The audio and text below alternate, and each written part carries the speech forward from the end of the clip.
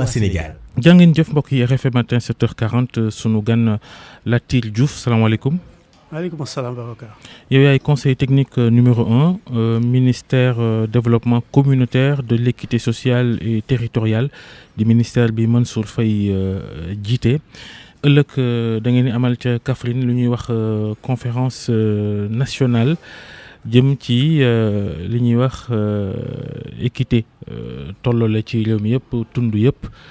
nit ñeek la ñu soxla ci dund rawatina ñeenti wala juróomi ponk yi nga xam ne ci ngeen ko tënk muy ndox ak assainissement wér-gu-yaram njàng courant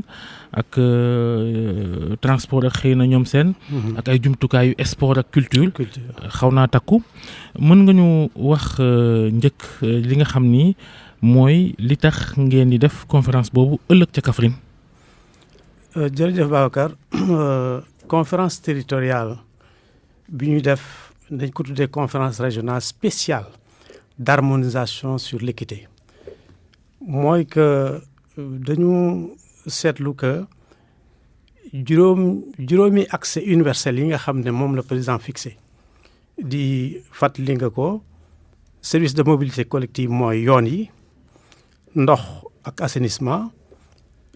santé wér-gu-yaram ak njàng ak allègement des travaux de la femme aussi ci la bokk électricité ak services sportifs et culturels yemul ci dëkk bi def nañ ci lu bare mais dañu seetlu que am na gox yu bare ba léegi jotuñ ci mbir mi wala yemalawul bi président de la République mettre en place le ministère du développement communautaire de l'équité sociale et territoriale dafa njëkk a def le tour du Sénégal def ay CRD pour wane liggéeyeen bu bees bi nga xam ne moom war na ko doxal mission bi ñu ko jox du sax mission moo war a def électricité moo war a def ndox moo war a def électricité ñun yokk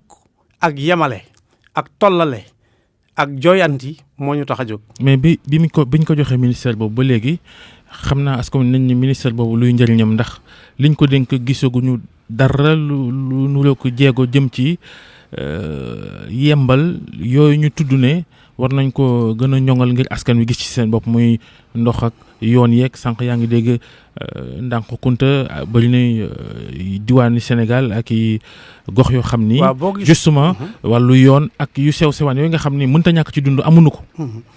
waaw wax nga dëgg am na lu bari lu des waaye nag programme yi nga xam ne moo na ci biir ministère ñu ngi liggéey yoon yi ñu ngi koy def ñu ngi def ci santé ci éducation mais ñun li ñu bëgg a taxawal mooy dañoo njëkk a wër Sénégal def CRD spécial wax askan wi lan la ñu war a liggéeyee nan la ñu war a liggéeyee bi ci topp nag ñu toog dal di xool dal ne ñun ni ñuy liggéeyee ku nekk jóg ne bëgg naa lii ku nekk jóg ne bëgg naa lale du tax mbir mu sotti dañu bëgg a def benn situation de référence ñu ne situation de référence nationale sur l'équité nga xam ne dinañu xam yan ñoo gën a tardé territoire yi gën a tardé territoire yi nga xam ne ñoo gën a ñàkk jumtukaay yooyu ñu tàmbalee foofu te loolu xayma ak gëstu moo ko indi ñu ne léegi comme Sénégal yëpp la ñu war a def équité territoriale def situation de référence boobu nañ ko tàmbalee Kaffrine Kaffrine mooy région test lu tax ñu tànn Kaffrine mooy Kaffrine Banque mondiale daf ko classé région bi gën a ndóol boo gisee ci wàllu capital humain Kaffrine aussi yomb naa dem fi mu ne ndax yoonu Tamba bi macha allah mais Kaffrine aussi dañ nañ fa CRD spécial ba xam jafe-jafe yi mais nag tar na trop te inéquité dafa bare ñu ne nañ tàmbalee mbir moomu Kaffrine testé ko foofu. lu ñu jaaxal la ndax dëkk boo xam ne la mbay lu fa fës la am nañu fa dëkkul sax am fay tool. luy toll ak 700 000 personnes ñoo fay yeewoo bés bu yàlla sàkk. te Kaffrine doxul ndóol ga fës na fa lool. moo tax ñu tàmbalee foofu ministre moo ñu ne dem leen Kaffrine parce que Kaffrine war nañ gën a toppatoo lu tax mbir mi sutante foofu biñ demee nag. ñu def benn groupe technique de travail. boo xam ne ARD moo ko jiite autour du gouverneur statistique planification développement communautaire ñoom ñoo ñu gëstul lépp lu fa am ci wàllu yoon ci wàllu école ci wàllu wér-gu-yaram ci wàllu électricité dëkk yi am électricité yëpp ñu gëstul ñu ko dem ci gox-goxaan dem ci collectivité territoriale yi waxtaan ak maire yi waxtaan ak secteurs municipaux yi ba ñu xayma tey xam nañ exactement dëkk bu am dara ak dëkk bu amul dara. dëkk bu am yoon ak dëkk bu amul yoon. gëstu nañu ko nag ba xam réellement taux de desserte taux de couverture bu ci nekk ci commune bu ci nekk ci département bu ci nekk ci dëkk bu ci nekk. mais léegi nag document boobu nag la ñu war a restituer aux acteurs territoriaux c'est la région mooy restituer le diagnostic bi ñu def situation de référence ba nga xam ne dañuy inviter tous les acteurs ñu ñëw ñu wax leen ko ñu ne lii manqué na wala lii baax na wala ba ñu tënk ko ñu jàpp ne nag lii mooy situation de référence de l'équité territoriale à Kaffrine. loolu la ministre dem di présider ji nag ak tout son staff ak l'équipe technique autour du gouverneur ñu valider document boobu. ci CRD wax nga ko def diagnostic beeg lu ni mel waaye équité boobu nemeeku nañ ne bi Macky Sall di doog a ñëw mu ngi fi doon def ay conseil des ministres décentralisé pour jéem a xool lan moo manqué ci yenn réew yi. ñu ne woon yenn gox yi ñu ne woon sax ay milliards dañ ko fay investir. xanaa kon dañoo fi ñu waroon a njëkkee wuñ fa. wala boog résultat yi ñu doon xaar ci wàll wa mujjut a am. waaw boo gisee loolu ñaari processus yu bokkul la boo gisee région bu nekk def na sa conférence territoriale am loolu pour xayma les conseils des ministres décentralisés la fa président diggee woon ak lañ fa def moom la ñuy xayma ñun nag tollale ak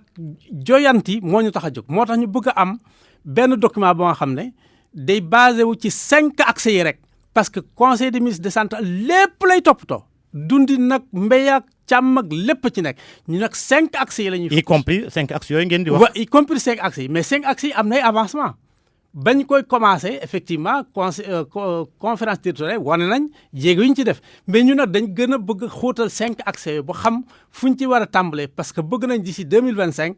dëkk bi yëpp yàgg ci 100% sur les 5 axes là moo tax ñu def diagnostic boobu bu ñu amul document boobu du ñu xam fan la ñuy tàmbalee. parce que li ñu bëgg mooy fu nit toll ci Sénégal foo juddoo mën fa dëkk yoon fekk la fa électricité fekk la fa ndox mu sell fekk la fa xam nga li ñu jaaxal kii jiite réew mi jamono ji laata mu koy jiite yoroon nay kilifteef ci réew mi xam na daanaka liy metti ci askan wi yëpp. nga campagne nekk opposition falu njiitu réew léegi nga def juróom-ñetti at ci boppu réew mi ba noppi toog fii ne maa ngi xayma yan moo manqué ci réew mi looloo nu jaaxal réunion yeeg xayma yi bëri na lool te askan wi mi ngi gën a loof. waaw man duma dugg ci considération générale politique yooyu mais li ma lay wax mooy loolu du considération générale politique considération générale képp la. waaw d'accord naa mais gis nga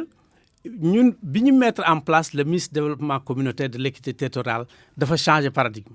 parce que moom wër na dëkk bi gis na ko mais gis na aussi li mu ci def xaalis bu bare la mais ba léegi dafa am ay sutante mu ne nag naa mettre en place un ministère du développement communautaire de l'équité sociale et territoriale ba mu ko defee nag ñun ñu jël 5 axes yooyu pour war ci liggéey donc loolu bokkul ak dara ak conférence territoriale yi mu def sur les conseils des ministres décentralisés léegi boo jëlee 5 axes yooyu boo jëlee document bi di nga mën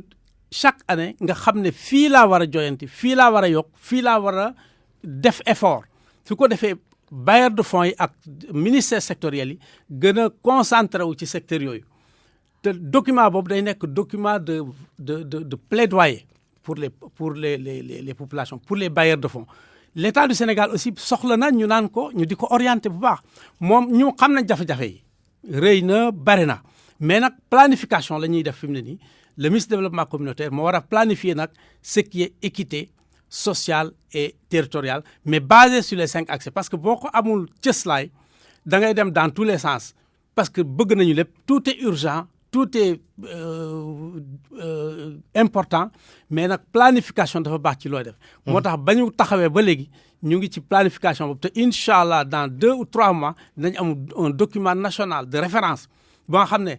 ministère sectoriel yi bailleurs de fonds yi ONG yi même les privés